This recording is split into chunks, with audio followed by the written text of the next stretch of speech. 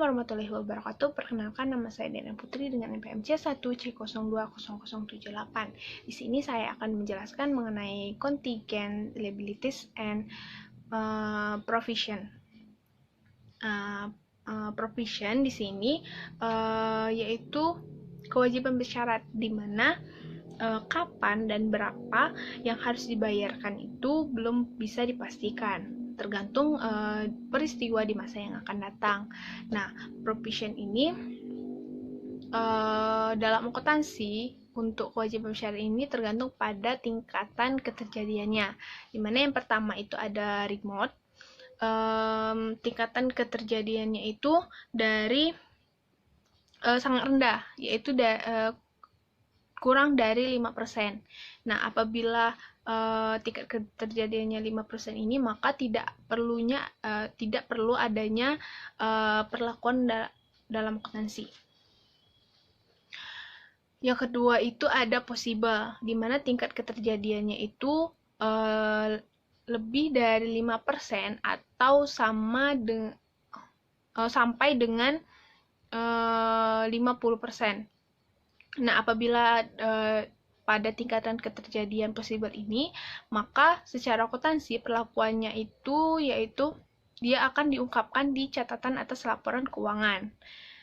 Yang ketiga ada probable. Nah, pada tingkatan ini tingkatan keterjadiannya itu lebih dari 50% dan kurang dari 90%.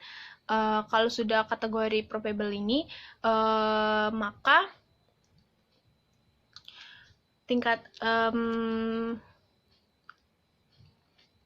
dalam akuntansi akan diakui. Dan apabila kita sudah adanya pengakuan, maka pasti adanya pengukuran. Nah, jikalau ada pengukuran, maka pasti akan adanya pencatatan. Dan apabila sudah dicatat, pasti akan diungkapkan dalam laporan keuangan. Selanjutnya yaitu ada virtual, saya lupa namanya. Yang pasti itu tingkatan yang hampir pasti, di mana tingkatannya itu lebih dari 90%, namun tidak sampai dengan 100%. Nah, tingkatan ini sama dengan tingkatan probable tadi, di mana itu pasti akan ada pengakuan, pengukuran, dan juga adanya pencatatan, dan diungkapkan dalam laporan keuangan. Nah, yang menjadi penyebab munculnya kewajiban bersyarat ini yaitu ada dua kelompok. Yang pertama itu kewajiban bersyarat ini muncul karena memang secara legal atau secara litigasi dan secara hukum. Dan yang kedua itu ada hukum bersyarat muncul karena konstruktif, yaitu terkait kebijakan perusahaan dan perusahaan sudah menetapkan suatu kebijakan.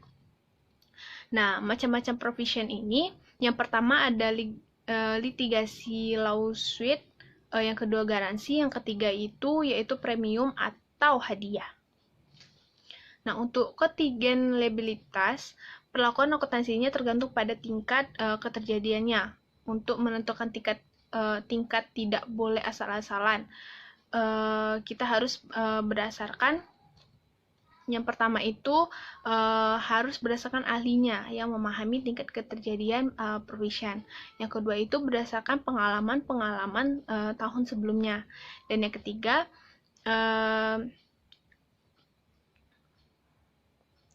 yang berikutnya itu yaitu pengukurannya harus diestimasi melalui suatu pengukuran yang andal. Nah, jenis provision itu sendiri yaitu lawsuit atau gugatan hukum seperti yang sudah saya katakan tadi. Yang kedua itu ada garansi atau waran. Yang ketiga ada consideration payable.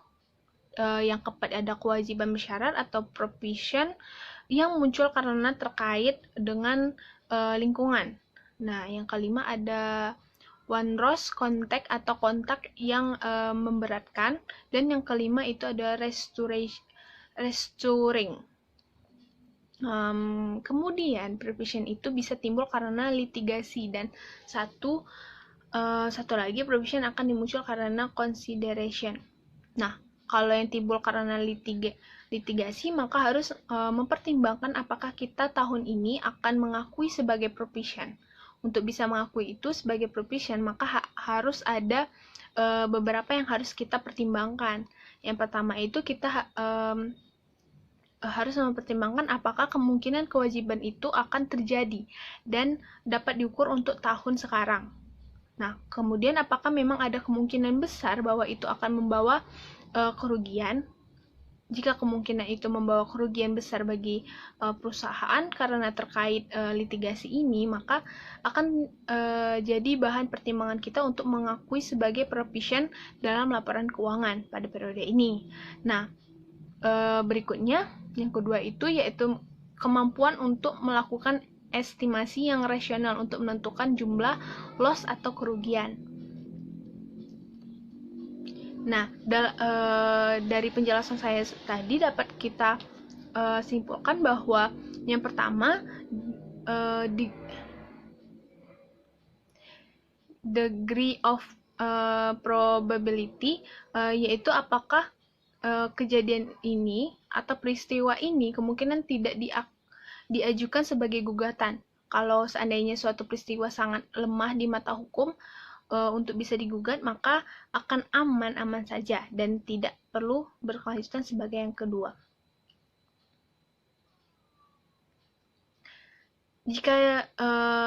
Jadi jika kedua ini terpenuhi dan kerugian itu dapat diestimasi berapa jumlah kerugiannya, dan kejadian bahwa kita akan timbul kewajiban itu dapat kita tentukan pada tanggal laporan keuangan atau sebelum tanggal laporan keuangan, maka kita harus mengakui itu sebagai liabilitas atau sebagai provision. Selanjutnya itu saya akan menjelaskan mengenai waranti atau garansi. Nah,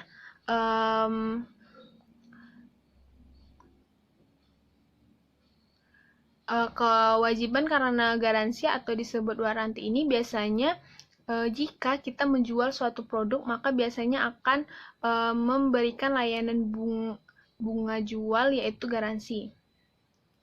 Nah, kartu garansi ini ada yang sifatnya melekat dalam suatu produk dan ada juga yang garansi ini harus berbayar.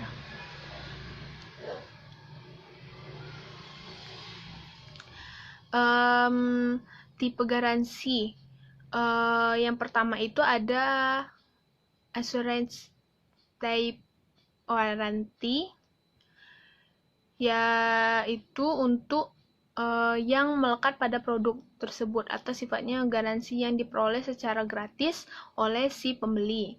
Yang kedua itu ada service type warranty, yaitu garansi yang garansi tapi tidak gratis. Ini merupakan kombinasi ada yang gratis dan ada yang berbayar. Jika ada sifatnya memang melekat dalam produk tersebut, kemudian ada juga yang garansi itu harus berbayar.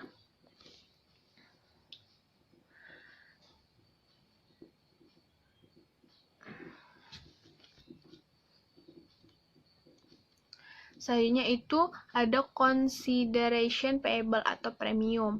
Nah, ini juga sering disebut sebagai hadiah. Contohnya itu yaitu misalnya kita mengumpulkan 10 bungkus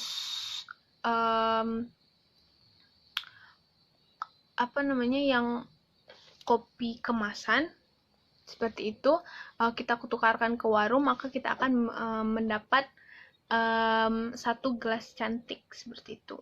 Itu bisa disebut sebagai premium. Nah, selanjutnya ada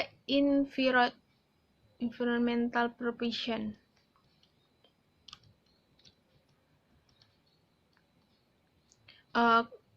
Ini bersangkutan dengan provision yang berkaitan dengan masalah lingkungan. Misalnya kita mendapatkan hak untuk melakukan eksplorasi minyak. di lepas pantai Kaur selama 10 tahun. Maka yang dilakukan oleh perusahaan adalah melakukan pengeboran. Nah, kemudian kesepakatannya dalam kontrak karena tidak diberikan hak untuk melakukan eksplorasi pengeboran minyak lepas pantai itu, secara aturan kita harus membongkar selama 10 tahun.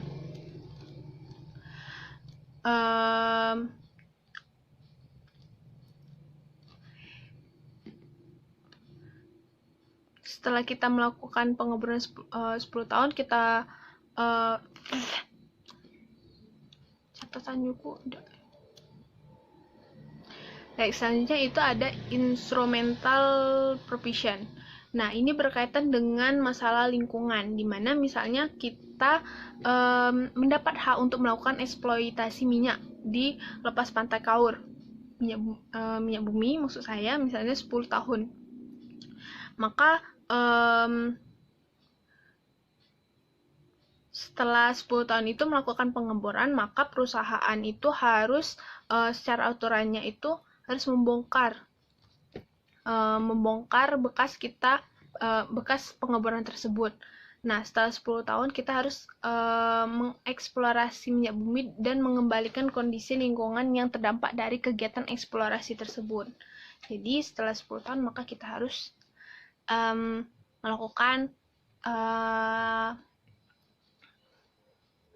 pengembalian kondisi lingkungan yang terdampak dari kegiatan pengeboran tersebut. Mungkin itu saja yang bisa saya jelaskan mengenai provision. Sekian dari saya. Wassalamualaikum warahmatullahi wabarakatuh.